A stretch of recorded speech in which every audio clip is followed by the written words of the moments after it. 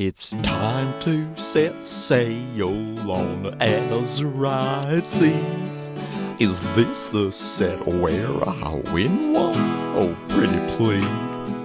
I trigger our island and it looks like my time, but then Oswald flips a lucky dime. Come on now, let's play some Lorcana. Just smash me fox into pirate Moana. We'll link in quest and never stop. Sing half the lumps like jumbo pops. A smorgasbord of lore and S'morecana. Hey everybody, I'm Brett. I'm Katie. And welcome back to S'morecana. We have a jam-packed episode for you today. Jumbo, jam-packed. It's like when you go to get those candies for Halloween and they're all fun size or snack size, except for this is the opposite. Like everything in the bag is full-sized or like king-sized? Yeah, it's like you've gone to Walmart to get a variety bag of tiny candies, and instead it's a variety bag of full-size candies. Did you ever go to one of those houses as a child that gave away the full candy bars? Like one of the like uber wealthy houses or people who just like bought tons of candy bars? Yeah, there was one on our street that gave away full-size candy bars. But then I think they moved. We only went there for a couple of years. What about you? Just once. And we went to this house, I think it was owned by one of the Cardi brothers, like the furniture people. Oh, wow. Cardi's. Yeah, we like drove specifically there because there was this rumor going around that they were giving away like huge candy bars. That's awesome. Did you get the huge candy bars? Yeah. I got a full crunch bar. That's like absolute gold when you're a kid. Yeah, I was on top of the world. Dang. Hey, Brett, what's going on right now? What's going on in the world of Lorcana? What are we up to? What's happening in the game? We're having some fun. We've been playing a few games when we can. We've been playing a lot of theme decks, trying to use as many of the new cards as possible. Something I've noticed is that the power level seems pretty low for a lot of those new themey type cards. Yeah, we're going to get into this in a little bit here, folks, but it does feel as if these new cards aren't having much of an impact. We're having a lot of fun with them, though. We're building a lot of fun theme decks. We just traded for some more Chip and Dale cards yesterday so that we can fill out that Chip and Dale deck. Got to have the full Rescue Rangers team on board. Sometimes some crimes go slipping through the cracks. I've also been watching, or trying to watch, a little bit the North American versus EU series that Pavel, the creator of Pixelborn, has been organizing. I have found the quality of the videos, like the casts of these matches, to be so poor that I have not made it through a single game. Yeah, that's really a bummer. Lorcana's such a big game. Like, you would think there'd be more support for stuff like this. It was a lot easier when Pixelborn was around because you had an interface that was smooth and made sense and was easy to follow. Now with the hitchy webcam games being broadcast kind of on delay from multiple streamers in multiple locations, like the video's bad, you can't tell what's going on, the quality of the casting isn't great, not because of the content, not because of the things they're saying, but because of the technical limitations. Yeah, it seems like the thought isn't put into it, and it's just sort of slapped together. We see a lot of videos like that, too, that we come across that are just a little bit sloppy, a little bit, I accidentally stepped into someone's bedroom and they're telling me about their Lorcana cards. Yeah, it's too bad because oftentimes the content is good. Yes. Right? Like, we want to hear what Zan Syed says about Lorcana. Right, but I don't want to look at a puce wall and tiny, tiny people for an hour. Right, and there's, generally there's never, like, editing done, and so it's just these long, drawn-out conversations, and in the midst of that conversation, if you can kind of, like, suffer through a bunch of meandering content, then you'll get to a nugget that's really interesting. Yeah, it's a shame. I mean, you spend a lot of time every week editing these episodes that we put together. If we set up a camera and just had a video feed of us doing the podcast, it wouldn't be half as good. Yeah, I'd say that for every minute of content of podcast that you hear, we record a minute and a half. Yeah. Which hopefully means that you get a really tight episode, like you have entertaining things happening. It's either going to be funny or interesting or relevant to the Lorcana metagame or something. It's going to have some kind of value. And I just watch these tournament matches and think, what could have been? Yeah, right? If just the time, if just the people, if just the skills, if the whatever, it could be so much better and so much cleaner. And part of it is that the return on investment, whether that's monetary investment or time investment in particular, just isn't there. And you hope that Ravensburger, particularly in North America, starts increasing their content creator outreach. Because I know in the EU, there are meetups that Ravensburger hosts. They have little tournaments just for content creators, that kind of thing. And right now, it's hard, I think, for content creators to justify putting a ton of time into making something because the audience isn't there, and also the kind of seal of approval from Ravensburger isn't there. Yeah, definitely. I mean, it comes back to that same problem with Pixelborn in general, right? They got rid of this way that a lot of people used to interact with the game, and they didn't do anything to replace it, and now it's kind of being band-aided over and over and over, and it turns out being really sloppy, and I'm hopeful that Disney and Ravensburger do have their eyes on it and that they are coming up with something, and hopefully they're feeling the same way that we are, because that's kind of the only hope we have. We also have some exciting Disney Parks news to bring to you today. So in Hollywood Studios, there's a beloved ride, beloved to me because it's what I worked on when I was there in my college program in 2012, Rock and Roller Coaster starring Aerosmith, presented by Haynes. It's a great ride. Brett, have you been on this ride? I have. The first time I went on it, I clicked the vest down, the restraint down too much, and felt like I couldn't breathe and really hated it. Yeah, that was devastating for me.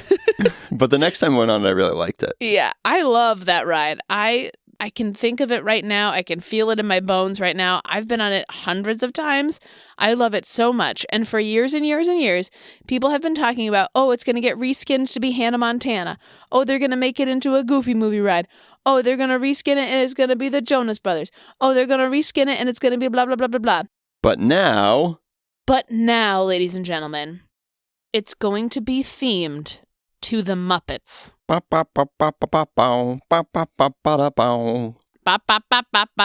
Muppets getting a ride. I am so excited about this. It comes at the same time that we learn that Muppet Vision 3D is going to be closing in Hollywood Studios, which is very sad. Very sad. It's such a good ride. Or I guess show. It's more of a show. You get to see Sweetums. Like, actually Sweetums runs through and has an appearance. A full-size Sweetums. And just the lobby that you're waiting in before you enter the show is really good and filled with all kinds of Easter eggs and just like this beautiful, beautiful, thick theming. And it's going to be gone, which is very sad. It's going to be a Monsters, Inc. land, which is great. I love Monsters, Inc. It's fine. But it seemed as if the Muppets were kind of getting erased from the world. But no. The Muppets are getting a freaking roller coaster. So the Muppets are basically trading a show and a restaurant for a roller coaster? Yes, but they're getting a roller coaster. Yeah, I think that's a square deal. I think it's a really good deal. And the shop outside of Muppet Vision 3D has been closed since like before COVID. Just no one's been in there. It's just been a boarded up thing taunting you, being like, do you want Muppet merchandise? You can't have it. And I'm really hopeful that at the exit of Rock and Roller Coaster, there is a shop, and I'm assuming there will still be a shop, and that it will be Muppet-themed stuff. So that's going to be great. That whole courtyard outside of Rock and Roller Coaster is pretty vast. They have a lot of like loosely themed rock and roll kind of shops and knick-knack carts and such, so I'm hopeful that there'll be more theming with that too. There's room to grow. I'm so excited. It's big Disney Parks news. I could go on about it forever, but we got to get to Chowtown here. I hear they have quite the meal prepared for us this evening, so we better get in there. Let's hit it.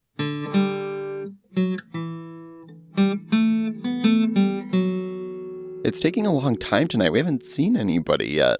Yeah, is like anybody working tonight? They're open, right? I haven't seen Francois or Helga or... Hi. Oh, hi, Geraldine. I'm sorry, you guys. I'm the only one working tonight. And I just can't find any of the new food we got for today.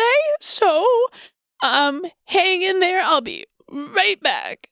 Uh-oh. She couldn't find any of the new food? What does that mean? I don't know. Okay, here you go.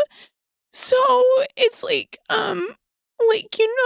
those like crackers Like saltines? It's those. Okay. So that's like all we have. I hope it's okay. I'm gonna keep looking for the food. Oh, this is great. This is totally fine. We'll nibble on these. Really? Yeah, totally. Okay. Until the rest of the meal's ready, I guess.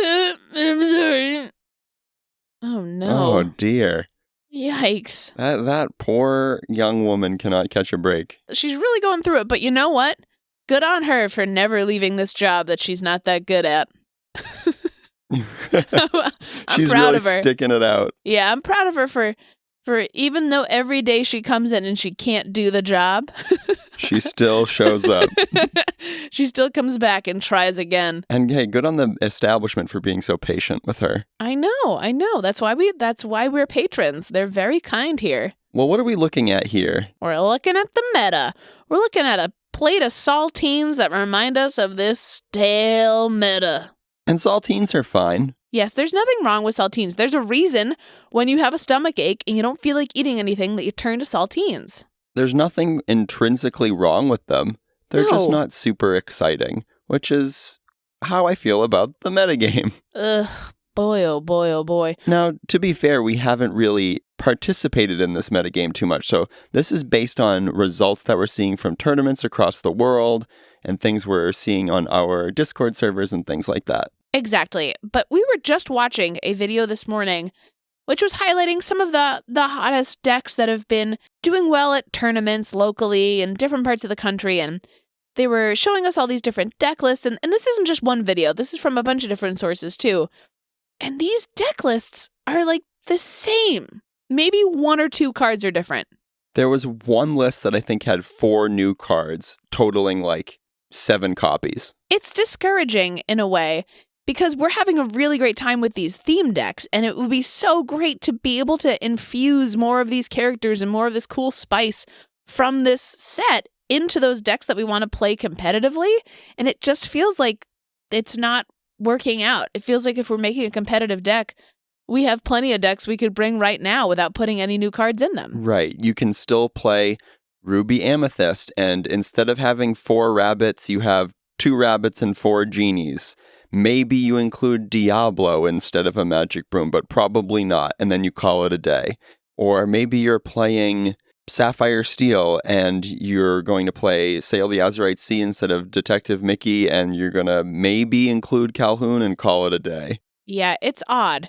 I am hopeful that, maybe some cool new deck will come out of the woodwork and really shake things up, but it seems a little bit bleak right now. Even the decks that are including more new cards, maybe, 5 or 6 new cards, they still play fundamentally the same. You still have the same game plans. Like if you're playing a new version of Steel Song with Pluto and Lilo, you still have the game plan of, I want to play Cinderella on turn 1 so I can play Let the Storm Rage on, and eventually I want to play a whole new world and remove my opponent's characters, and, you have the same game plan. You're still fundamentally playing a good stuff deck.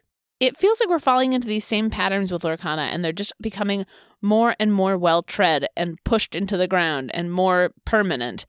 Like Ruby Amethyst is always going to be the same. I can't imagine a day where Fox isn't going to be in that deck. And I think it boils down to the design of the game, and I think we're potentially seeing a flaw in the design of the game.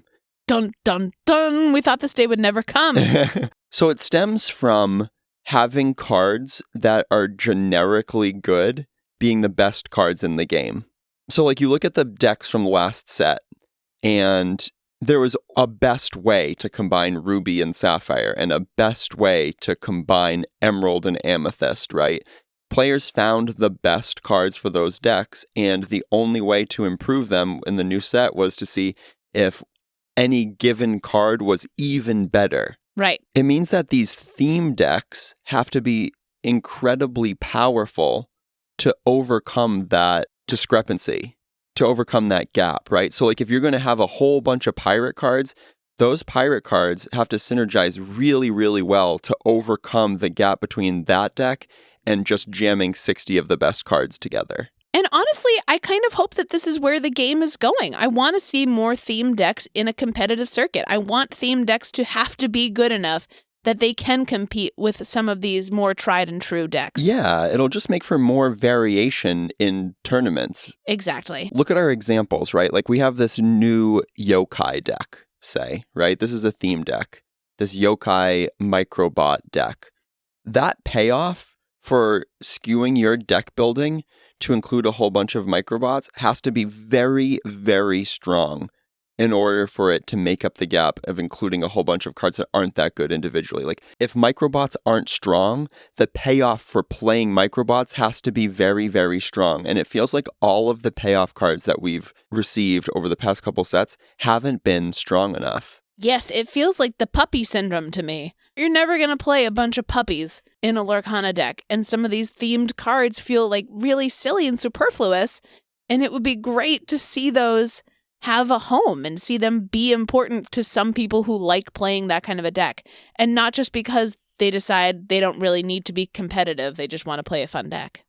Por qué no los dos? Yeah, let's make those narrow use case cards really strong so that you can make a whole deck out of them. I think the cards that I've been most excited for the past few sets are the ones that are like, oh, you need to build around this card. It'll be really cool if you do.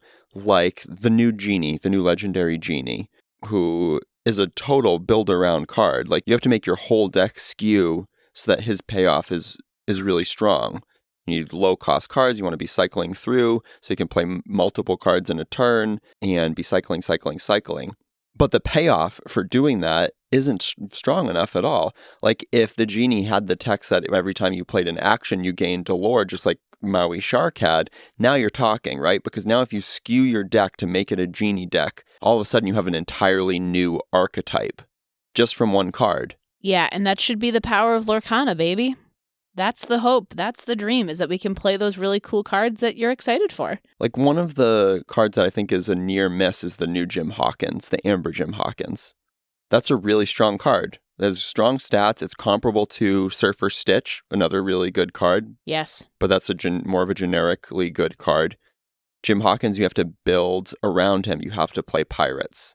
And for that card to be better than Surfer Stitch, you have to majorly skew to playing pirates. I mean, you have to basically include at least 3/4 of your deck as pirates. You can expect that if you make 3/4 of your deck pirate cards, he's going to draw you 3 in comparison to Surfer Stitch's 2. So that's not a great payoff to make your whole deck pirates. You're going to be including cards that you don't necessarily want to include just because they have the pirate tag, like Rue or the new Pirate Rabbit. Those aren't strong cards, but you have to include them to make Jim pay off. Now, if Jim said, search 10 cards and get all the pirates, now we're talking. Now all of a sudden you're like, oh, okay, cool. I'm going to make a pirate deck and I'm going to have this bomb card late in the game that's going to completely refill my hand.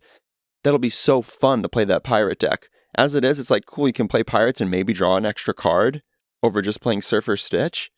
That's not that exciting. I'm hopeful that this predicament will perhaps get people to start deck building and get better at deck building, because if there were more people in the community who were confident in their deck building and building weird and cool decks, then it would be a lot easier to playtest these weird, cool theme decks that we have and make them even better, right? Find those ways to make Jim Hawkins work, or find a way to make, I don't know, all these other themey cards, right, really work in a deck. I mean, it's really hard when you're making it on your own and it never sees competitive play. It's not really tried and tested. Yeah, we're hopeful. You know what my least favorite card in the set is? What? The Amethyst 4-cost Evasive Genie. Oh, really?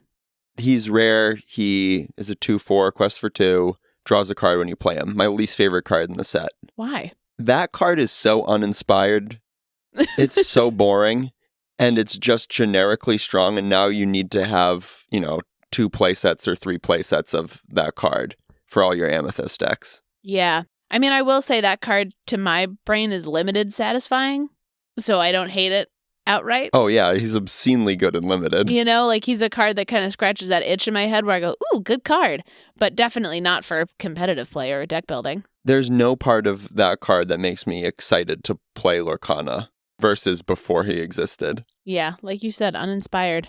So this is what we want to see. We want to see more inspired designs. We want to see more interesting synergies, more adventurous synergies, more adventurous deck building, more attention paid to off-meta color pairings, hoping for more variation. That said, we have to give credit where credit is due. The balance of the game looks very good. Of course, it's a lot easier to balance the game when the overall power level of all of the cards is very low. Yes, and when it's the same that it was last time, and it was balanced then. We want to see these saltines not just get covered in butter like they are now. We want to see these saltines dipped in chocolate, a little peppermint on it, a little peanut butter in there, put it in the freezer, crack it up like bark. It could still be saltines. Give me an assortment of jams. Ooh, put that jam on that saltine. Forget about it. Get out of town. All we're looking for is jam, Ravensburger. Let us jam.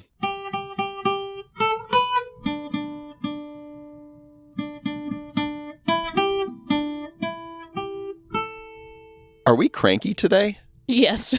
We've been a little cranky. Well, we both have been really busy, and we both have colds right now, so we're just a little cranky. We're just a little mad. We've been mad about the meta. We've been mad about content creation. You caught us at a bad time here, podcast, or maybe a good time. Also, our food's late. Yeah, and we only got saltines. Oh, look, here comes Geraldine. Thank goodness. Hey, hi. How was your appetizer? You know, Geraldine, we're making do. How's it coming with the main course here? Well, not great. Oh, boy. Not great. So I couldn't find any of the meat, that I needed for your meal. So I have some animals that I, found. I don't know if we were gonna eat them, but you thought, you could just pet them or look at them if you wanted to. That sounds great, Geraldine. You know what? This seems like a lost cause. Are you saying that there's nobody to even cook back there? Yeah, here's a giraffe and a rhino. Oh my goodness. I found this lion on the side of the road. He's alive. Some flamingos. Do you guys know what an okapi is? I think it's that stripy thing there, right? Yeah, a couple of those. This is great, Geraldine. We'll spend some time with the animals. Thank you. Okay, there's also a hyena. All right, let's just try not to get eaten, I guess, now. Yikes. We thought we were going to be doing the eating, but maybe we will be eaten. Ooh, that'd be crazy. We're a little salty today. Get it? Look at all these animals. I know. I feel like we're at the animal kingdom. Wait a minute. It's time for another dining guide. It's time for another dining guide. Yeah, nice. Thank we don't you. know what the segment's called yet, but it has a theme song. It's called It's Time for Another Dining Guide. Okay. And this is episode 2, within episode 43. This is, of course, a series where we look at the best sit-down dining options at each of the parks. Yes, sit-down dining options, meaning you sit at a table and someone comes and takes your order and they bring food to you. We're talking about Animal Kingdom Park today, everybody. Brett, where does Animal Kingdom rank on your list of Walt Disney World parks? Where do you rank it? Is it number 1? Is it number 4? Of the 4 Disney World parks, I would call it my 3rd favorite. Wow, okay. I was expecting it to be up higher for you. Really? Yeah. Animal Kingdom's so nice and calm. It is. There's just not enough there. They need another land. They need to add a nighttime show. They just need to develop it a little bit more relative to the other parks. Yeah, it's true. They definitely don't have as much when it comes to dining. I mean, making this top 3 list was very easy because there's basically 3 sit-down restaurants in Animal Kingdom. There's a lot of quick service, but there's not a lot of table service where you sit down and someone takes your order and brings you food. But even though there aren't a lot of options at Animal Kingdom, the sit-down options that there are fantastic. Yes. So, coming in at number 3 on our top 3 list of places where you must make a reservation if you're planning to go to Animal Kingdom is Tiffin's. Tiffin's is a signature dining restaurant, which of course means that it will use more credits. If you're on the meal plan, it generally is going to be a bit more expensive than any of the other sit-down places. You end up getting a better experience generally, of course, in return. Exactly. It's a premium dining experience. Tiffin's has a really great bar and lounge, the Nomad Lounge, which is very highly regarded by a lot of Disney fans and content creators. You get a lot of the same like appetizers, but you do not need a reservation. So if you find yourself in Animal Kingdom and you're like, oh, I wish we had a Tiffin's reservation, you can go to the Nomad Lounge and get a fraction of the experience at least. Tiffin's has an eclectic menu for sure. It is a bit more adventurous, kind of a global kind of restaurant. Yes, Animal Kingdom is a great place to be adventurous about the food you are eating. It is an adventure-themed park. You're going on a safari and seeing lions not too far away from you. So it's definitely a good time to take a quote-unquote risk on some food. I say quote-unquote risk because you know this food is going to be prepared well. Disney's going to do a good job of trying to present it as authentically as they possibly can in Orlando, Florida.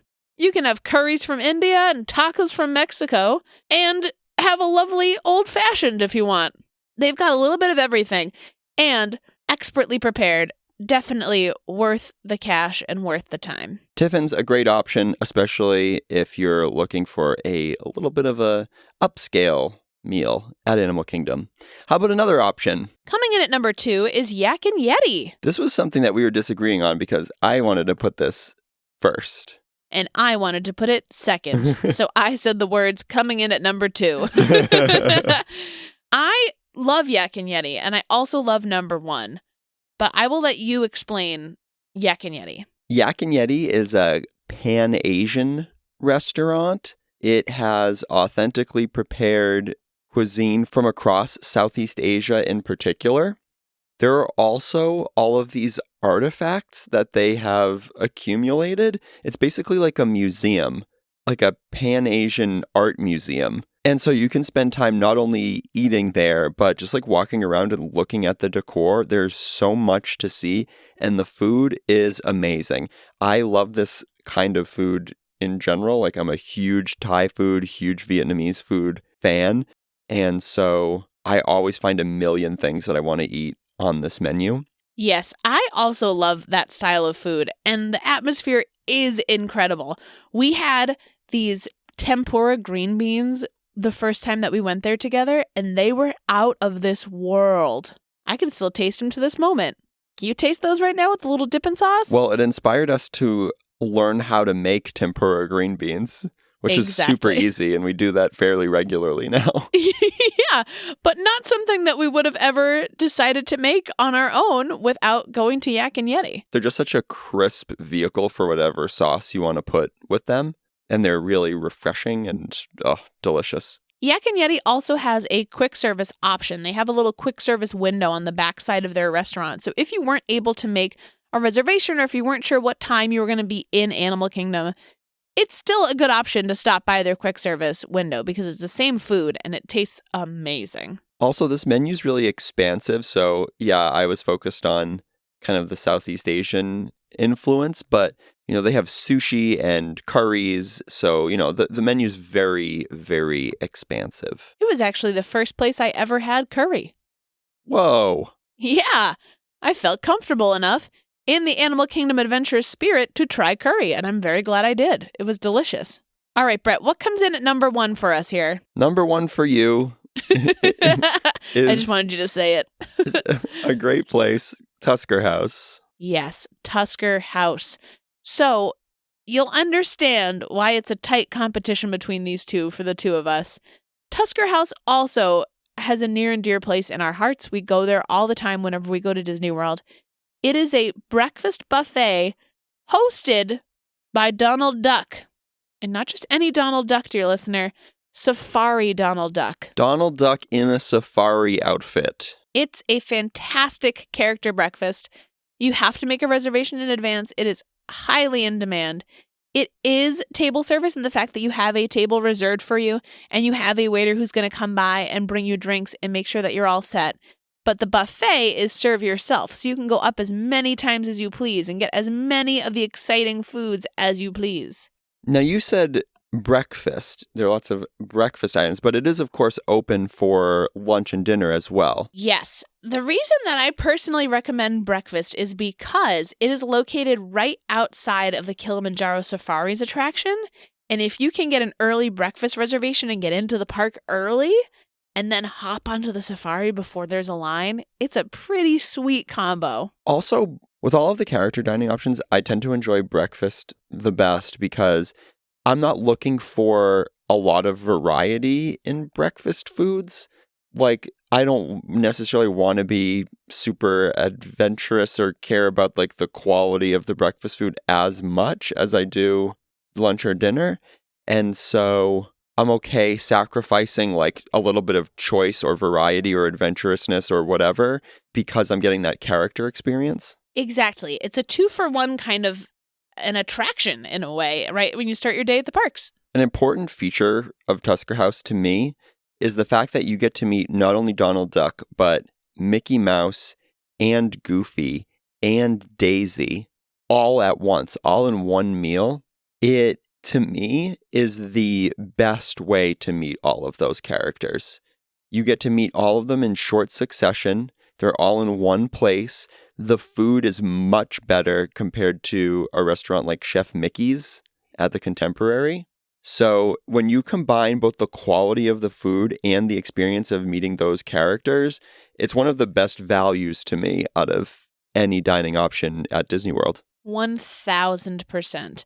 You also get to try some exotic foods as a part of this breakfast. It's not just your average waffles, bacon, and toast. While they do have that as an option, and eggs and all the normal American staples you've come to know and love, they also have a lot of African-inspired foods that you can try with your average American breakfast buffet. So you can take that risk and try something that's totally new to you, some kind of a chicken and rice dish that you might never have for breakfast out here. You could try there. It's a really great time. So this could really be like 1A and 1B with Yak and Yeti and Tusker House. They're just really different. Yak and Yeti is their traditional sit-down restaurant, and Tusker House is this character dining experience. So depending on what you're looking for, one or the other is going to suit you. And maybe you go to Tusker House for breakfast and Yak and Yeti for dinner, which is how I like to do Animal Kingdom for sure. Yeah, that's the dream combo right there. Lock those two up, ride the safari as much as you can, hop on Everest, and call it a day. Next time, we'll be looking at our favorite dining options at Hollywood Studios. Ooh.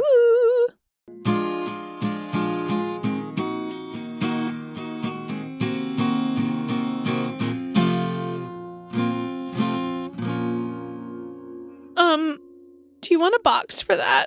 For what? Do you guys want a box for that? I don't think we need a box, Geraldine. We ate our saltines and we petted the giraffe. Mm-hmm. Okay. So we don't have anything to box up, but thank you. Are you done? Yep, we're all done. Thank you so much. You want water or anything? Or no, that's okay. Thank you. We'll see you soon. Okay. Have a good night. Thanks, Geraldine. Woof, that poor thing. I hope she can just go home after this. I hope so. She's really fixated on offering us a storage solution for something that we didn't have. You know what that reminds me of? What? Storage solutions for Lorcana cards. Oh. Today, dear listener, we have a thrilling segment for you. The top 10 storage solutions for your Lorcana cards. All right, let's get right into this here because I think this is a subject that lots of folks wonder about. I know, locally, we always have players asking each other, how do you store your cards? What do you use to organize everything? So we wanted to talk about the top 10 solutions, how you can keep your cards organized and or safe. And now, dear listener, we present to you 10 of the best ways to store your Lorcana cards. The first storage solution is a binder. They're a good way to be able to see all the cards that you have. Keep them nice and flat, organized. You can organize by set number or by alphabetical order. You can flip to whatever you need, pull it out, and throw it in your deck really quickly. It's a great way to organize trades. You can hand someone a binder. They can flip through all of your cards. A fantastic storage solution. We've been migrating some of our sets over to binders just so that we can flip through and enjoy the art a little bit more easily, enjoy flavor text, find things, maybe get surprised by cards that would be otherwise buried. What's another storage solution? Trove boxes! The Trove boxes are so pretty, you might as well use them to store all of your cards. I know our friend Rob at Diversions uses his 3D printer to make hard plastic inserts for the trove boxes so that they're even better as storage solutions. And they pretty perfectly fit a play set of an entire set. Yeah, we love using the trove boxes. What's another way? We can use bulk boxes. Oh, right, sure. So these are white cardboard basic boxes. You can fit thousands of cards in them. It's a great way to just keep everything in one place.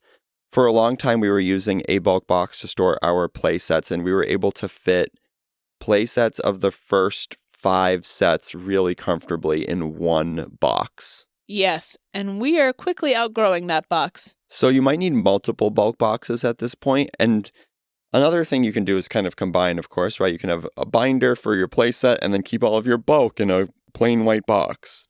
These are really cheap, which is definitely an advantage. So if you're just looking for a place to put a bunch of cards cheaply, you can do worse than a bulk box. Another option is rubber bands. Rubber bands also very cheap. You can get a bag of thousands of rubber bands for like a couple bucks. Yeah, and there you go. That's thousands of decks. Yeah, you get to divide as many piles of cards into as many piles as you want. You could have like a pile of just genies and throw a rubber band on it. Exactly. You can have a pile of rubber bands and put a rubber band around the rubber bands and make a rubber band ball so you can organize your rubber bands with rubber bands. So that can be really helpful as well. You could make a dream card that is a rubber band, print 60 of them, make a rubber band deck, and deck that up with a rubber band. Very accessible, very easy to either rubber band or de-rubber band a pile of cards. You can also segment your cards, like you could rubber band all of your 1-cost amethyst cards and then all of your 2-cost amethyst cards, and then rubber band both of those piles together. So you can have kind of these rubber band within rubber band within rubber band inception loops. Bandception. What's another option, Brett? We've been seeing specialty backpacks. Ooh, yes. Divergence actually has some of those for sale that are meant to hold your decks and hold your cards and hold your mats. Now, you'd be limited to how many cards you could put into a specialty backpack. And so what we're specifically recommending is having multiple backpacks. Yes. Hopefully you'd have one backpack per ink color, right? Because there's 6 ink colors and that's only 6 backpacks. If you really want to stay organized, you could, of course, have a backpack for each ink color in each set, right? So if you just got, for instance, 36 backpacks at this point, you could really nicely, neatly divide all of your cards. And then within that, you could even say like, oh, well, this pocket is my amethyst items from Into the Inklands. Right. It's pretty self-explanatory. Once you get your hands on all the backpacks, it all makes sense. Speaking of pockets, that's another great way to organize your cards. Use your pockets. Any pockets you have. Use them up. Fill them up. What else are you doing with them? So what we recommend is open your closet right now and count your pockets. You're going to get a number of pockets. Let's say that you end up counting 75 pockets in your closet. It's a lot of pockets. Then what you can do is divide the number of your cards in your collection, in your whole collection, by the number of pockets, and that will tell you your per pocket allocation. Your PPA, as some people call it. Now, you could combine the rubber band method and the pocket method. You can combine really any of these methods for success. Right. There are, of course, all kinds of hybridizations of these storage methods. We just want to cover the overall best ways. And it's going to be up to you. It's a very personal decision. How do you organize your cards? But yeah, you could totally rubber band some cards and then put them in a box and then slip that box into a pocket. But pockets, the way that they work with gravity and cards is super efficacious. And let's say you have these 75 pockets. Obviously, we're not expecting you to wear 75 pockets to a tournament. You could put all of these pockets in a trash bag. That brings us to our next storage solution, trash bags. Now, trash bags can be very big. I mean, you think of contractor trash bags that are made for holding like construction debris. Huge. I know for a fact that we could fit our entire collection 5 or 6 times over in one of those trash bags. So it's a storage solution that A, is going to be very cheap. I mean, the cost of a single contractor-sized trash bag is going to be no more than 50 cents. And then that's going to future-proof you, where you're going to be able to fit all of the cards you purchase for years to come in those trash bags, maybe even in that one trash bag. And it's going to go with everything. Yeah, they tend to be black or white, so very easy to match with whatever ensemble you've put together. Could stick some Lorcana pins on it, I'm sure. And you don't have to make those difficult decisions about which cards you're bringing to League. You know, you can just, pick up your trash bag, give it a spin to lock the top off, throw it in your car, and then you've got all of your cards right there in one bag. And obviously, dear listener, you want to make sure that you don't leave your trash bag behind or near any real trash. It could get thrown away. Yeah, we do recommend marking your trash bag if this is the method that you're going to use. Draw a lore symbol, put your name on the trash bag. Another tip is you might want to double bag. Cards can be heavy, so there's no shame in double bagging. Precisely. Now, if you are concerned about the mixing of cards and not being able to find your cards in the trash bag, you, of course, can combine methods, put a rubber band around everything or throw all of your backpacks in a trash bag. Exactly. And if we start hearing things like, oh, I can't bring that many backpacks, I can't bring that many rubber bands or pockets, I mean, those are wimpy excuses. That's just not committing. You think about the folks who have to handle thousands of trash bags on any given day, and you don't hear them complaining, so... Yeah, so get over yourself. What if I was looking for an option that was a little bit more stable and I was worried about the climate around my cards? Listener, fear not, for you have the solution right in your own home. Your refrigerator. Put it in your fridge. This is a method that we have migrated towards. We have stopped storing food. We've elected to eat only fresh food at this point and never refrigerate because we realize that our refrigerator is best for storing Lorcana cards. And so our collection is always safe and is kept at a stable temperature. Yes, and we're not being silly with this here, folks. You need to put your enchanteds in your vegetable crisper. We are not messing around with this.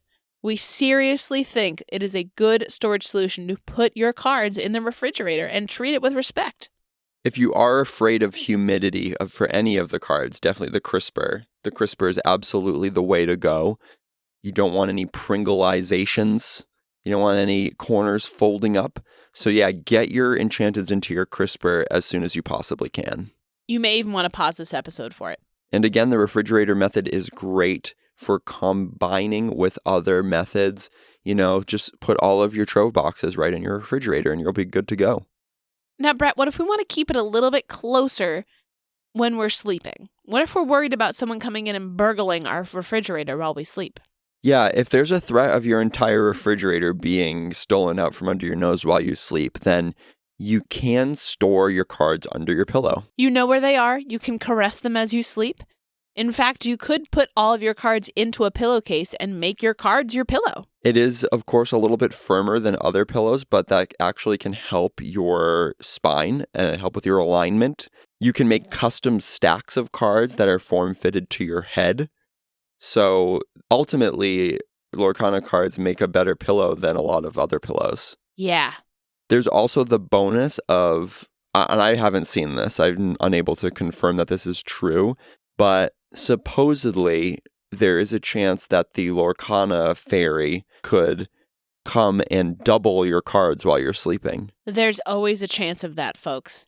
We recommend that you put any cards you have under your pillow, preferably the same day that you pull them, and you could wake up with enchanteds.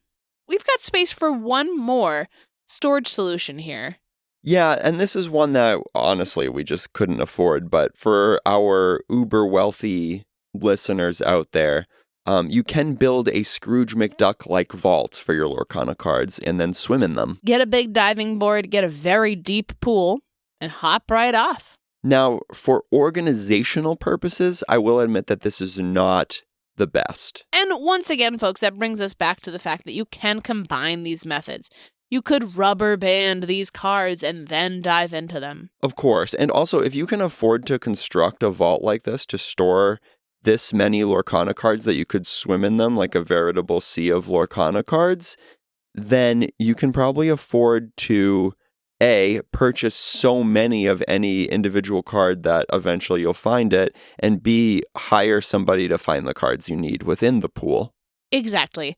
Work smarter, not harder, folks. I'm just guessing here, but I would recommend not combining the Scrooge McDuck Vault storage solution with some of our other storage solutions. Like, for instance, having your Scrooge McDuck Vault filled with full boxes of Lorcana cards wouldn't be as pleasant of a diving experience. Yeah, still possible, but not as soothing, perhaps, as diving into a relaxing sea of cards. Similarly with the binder method, right? You don't really want to hop into a pool of binders. Right. I mean, imagine if Scrooge McDuck was diving into a vault full of rolled coins. That would be really painful. It's just because the coins are loose that he's able to slide between them so easily and swim so well. Exactly. It's a commitment, folks. If you want to commit to the vault, you have to commit to your cards being loose in the vault. We have estimated that to fill a Scrooge McDuck-like vault of Lorcana cards, you would need around 50 billion cards. Which really isn't that many. If you think about how many expansions are going to come out of Lorcana, at some point we'll all have 50 billion cards. So that brings us to the end of our list of storage solutions. We have some of the more conventional ones and then some of the newer, flashier options. Whichever solution you choose, we hope you find the one that speaks to your heart the most. And remember, even if you choose one method, it's never too late to change.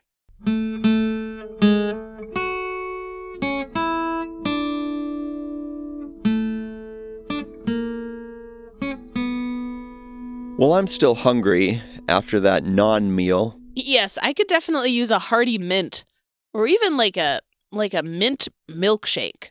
Ooh, all right. I think I've whipped something up for you. Ooh, look at this dream card, Brett. So here we have Kingdom of Isolation. And it looks like I'm the queen. Kingdom of Isolation, of course, referring to Let It Go.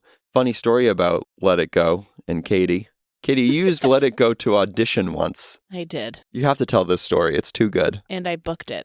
So I was auditioning for A Christmas Carol, written by Charles Dickens. You may have heard of it. And the call was for a comedic audition for A Christmas Carol. Not classically seen as a comedic show. And it's a musical. So I decided to bring in a cut of Let It Go from Frozen, sung in the style of Tiny Tim on his deathbed. And I booked it. And he did die at the end. Can you give us a snippet? A kingdom of isolation. And it looks like I'm the queen. Let it go.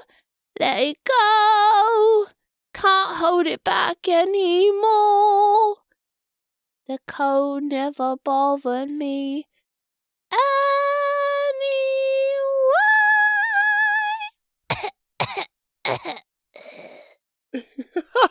And then he died. And then you booked it. And then I booked it. You were the ghost of Christmas past. I sure was. Way to go. I know. All right. Kingdom of Isolation is an amethyst item, 6 cost, uninkable. Yeah, it's an item, just like cleansing rainwater is an item. It has the text. We're so mad today. Yeah, we're salty. Yeah. It has the text, don't let them in.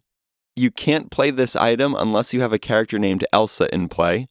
And a second ability, don't let them see.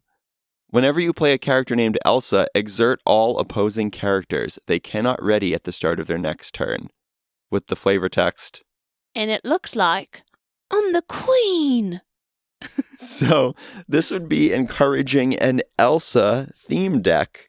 Yes, and this harkens back to what we were talking about at the beginning of this episode, right? With wanting more cards like this from Lorcana to help make those theme decks possible. This makes you want to build an Elsa deck. Right, and it only works in the context of an Elsa deck. You have to skew your deck building towards it. It doesn't make sense anywhere else. And the payoff for having a whole bunch of Elsas is massive. It would be really fun to see more cards like this. It is an overpowered card. I have been thinking about it since I saw this yesterday. I would love to play with this. Elsa is such an enchanting character, and I feel that this card makes her even better than she was before. and would potentially bring some of those little played Elsas to the forefront. So the Kingdom of Isolation would be really fun. Looks like I'm the queen.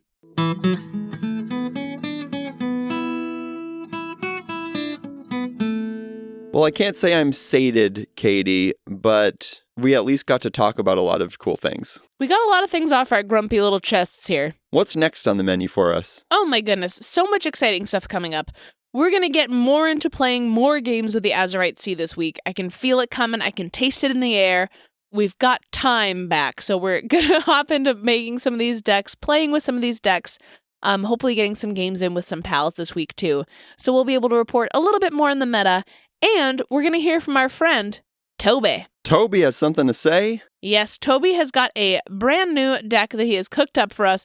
He's been looking off the meta per usual, so we'll get a little report from him as well. Can't wait for that. Hopefully their kitchen staff and Francois and Helga can get things back in order for next week. I hope so too. I wonder where they are. In the meantime, folks, please like, follow, and subscribe wherever you find us on any platform. And until next time, keep on snacking, y'all. never forward.